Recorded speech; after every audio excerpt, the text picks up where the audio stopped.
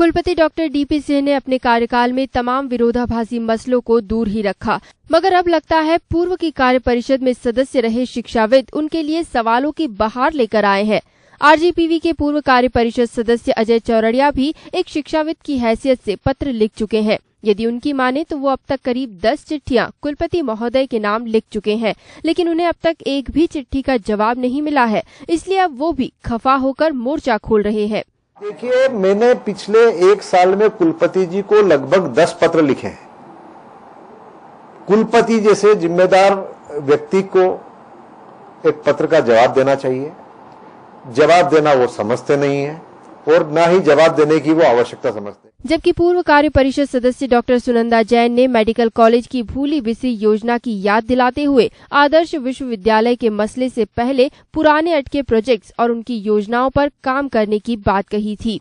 पहले आपको मुख्यमंत्री शिवराज सिंह चौहान की वो बात सुनाते हैं जिसमें उन्होंने अपनी ओर से अप्रत्यक्ष हामी भर दी थी।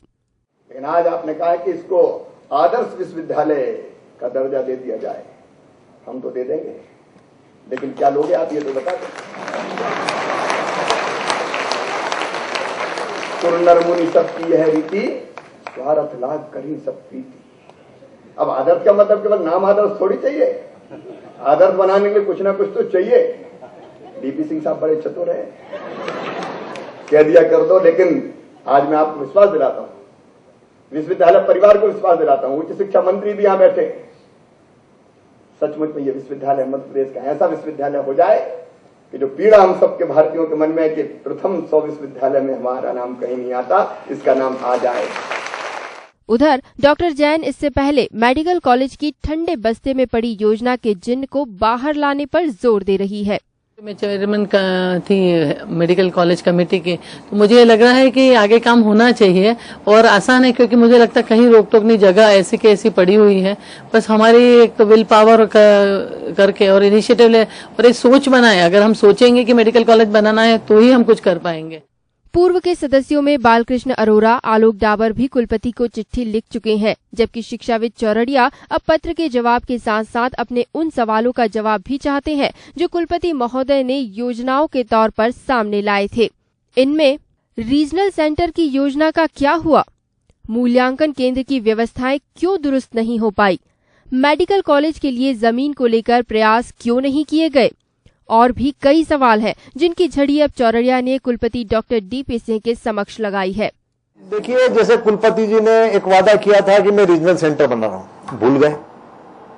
कुलपति जी ने मेडिकल कॉलेज की बात की थी, बड़े शान से बात की थी और कुलपति जी के रहते रहते जमीन चली गई। अब बैठे हैं, ताक रहे हैं। कुलपति जी बोलते हैं कि मैं इस विश्वविद्यालय की परीक्षा प्रणाली को सुधारूंगा, प्रश्न पत्रों में होने वाली गड़बड़ी को रोकूंगा। पेपर आउट हो रहे हैं, कई पेपर तो आप लोगों तक आ रहे हैं जो परीक्षा बढ़ रही है, पर जो पेपर आउट हो रहे हैं और आप लोगों तक पता ही नहीं हो रही है, एग्जाम हो रही है, उसका कुछ ठिकाना ही नहीं है, भरोसा नहीं है। अब आप देखिए मूल्यांकन केंद्र, कुलपति जी मूल्यांकन केंद्र को लेकर बड़े चिंतित रहता हूं, मूल्यांकन केंद्र की गड़बड़ियों को सुधारूंगा। अभी पिछले कुछ दिनों पहले उन्होंने 10, 12, 15 OSD एक साथ बदले थे। क्या हुआ? सारी हवा निकल गई, कार्य नहीं संभल पाया। उन्हीं पुरानों में से 8-10 को वापिस लाकर बिठाना पड़ा। इन तमाम सवालों के सामने कुलपति की चुप्पी फिलहाल तो सुर्खियां बनी हुई है। अब देखना होगा कि कुलपति कैसे एक एक कर पूर्व के कार्य परिषद सदस्यों और शिक्षा जगत से जुड़े प्रतिनिधियों को जवाब देते हैं और कैसे पूर्व की योजनाओं को अमली जामा पहनाने की दिशा में कदम बढ़ाते हैं। Bureau report, city news, Indore.